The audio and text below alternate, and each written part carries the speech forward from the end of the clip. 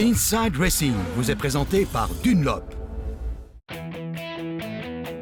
Porsche, une voiture dont personne n'a besoin mais que tout le monde désire.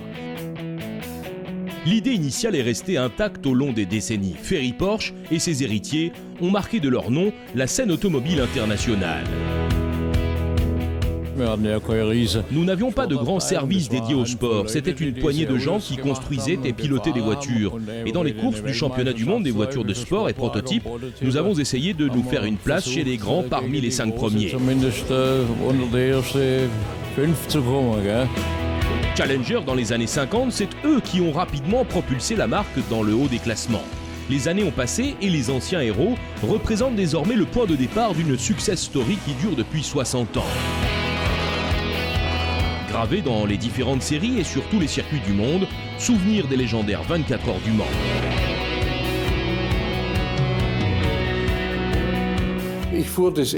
J'ai piloté au Mans pour la première fois en 1953. Tout était très simple, spartiate, masseur obligatoire. On se changeait dans la camionnette de l'équipe qui était aussi notre atelier de réparation.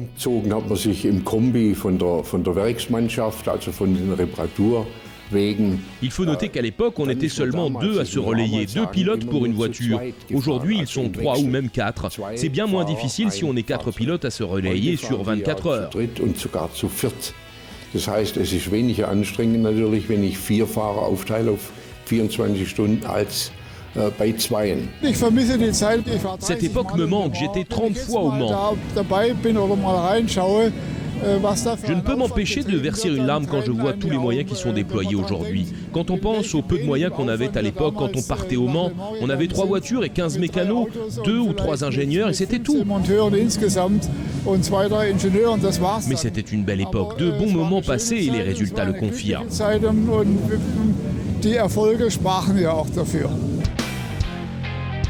Le Mans, Mille Miglia, Carrera Panamericana, Targa Florio. Spider et compagnie inspirent la crainte chez les concurrents, et pas seulement dans la catégorie de cylindrée des 1,5 litre et 2 litres. On célèbre une double victoire dans la classe reine, la Formule 1, un triomphe culte au Rallye Monte Carlo. Pour les courses de l'époque, les voitures en elles-mêmes étaient bonnes parce qu'elles étaient petites et maniables. Ça nous a toujours aidés, on avait aussi droit à une nouvelle évolution tous les ans, ou à un nouveau type quand on suit la chronologie jusqu'à la 917 qui était le premier modèle à nous ouvrir les portes de la victoire en championnat du monde. Bis zum 917er, wo wir dann endlich ein Gerät hatten, mit dem man wirklich die Weltmeisterschaft fahren konnte. La voiture Porsche 917. Et c'est lui qui l'a calibrée. David Piper est appelé en 1969 tester une nouvelle voiture pour la course des 1000 km du Nürburgring. Autrefois insouciant, Piper se souvient aujourd'hui de son enfer. Je suis entré dans cette voiture et j'étais quasiment couché sur le dos, tu vois.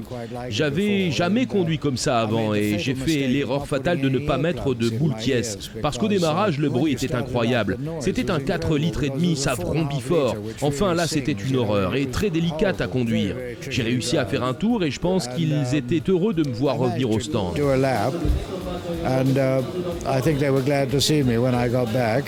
J'ai dit à Frank Gardner, c'est un cauchemar à piloter. Quoi qu'il en soit, on y est retourné, on a accéléré, la voiture était qualifiée. Et quand nous sommes allés prendre le petit déjeuner à l'hôtel des sportifs, tous les pilotes d'usine se moquaient de nous. C'est quoi le problème? Et ils ont répondu, personne ne veut piloter cette voiture.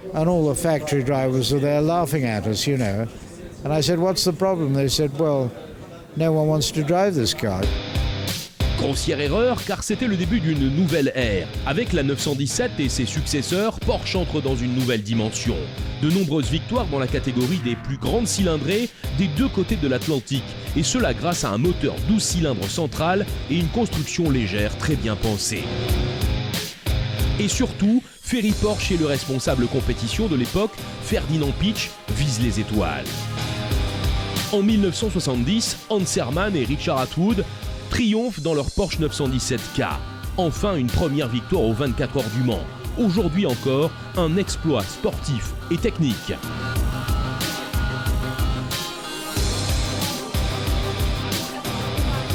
En 1970, on atteignait 384 km/h dans la ligne droite. Soit dit en passant, même les Formule 1 actuels ne vont pas aussi vite.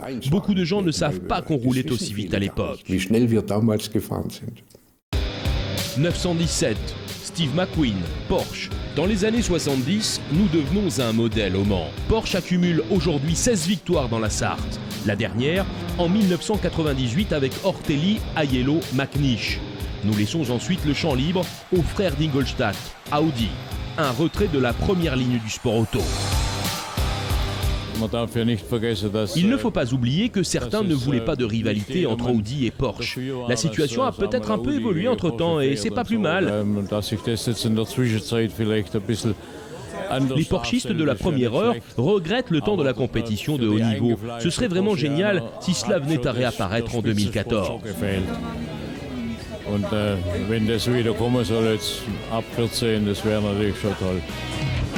Le détenteur du record de nombre de victoires viendrait concurrencer la domination d'Audi et Peugeot. Porsche prévoit de mettre un prototype en course pour les mythiques 24 heures du Mans, édition 2014.